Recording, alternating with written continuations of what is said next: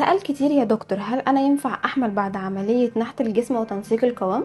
أكيد ينفع الحمل والولادة بعد عمليات نحت القوام.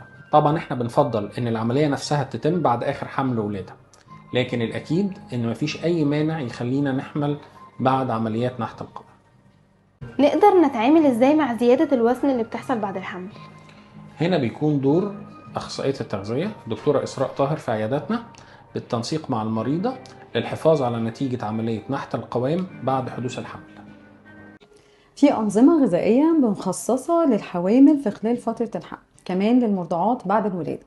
ده غير اللايف ستايل اللي احنا بنتفق على تفاصيله في البلان بتاعتنا اللي بتساعدنا نتخلص من الوزن الزيادة اللي احنا زدناه في فترة الحمل.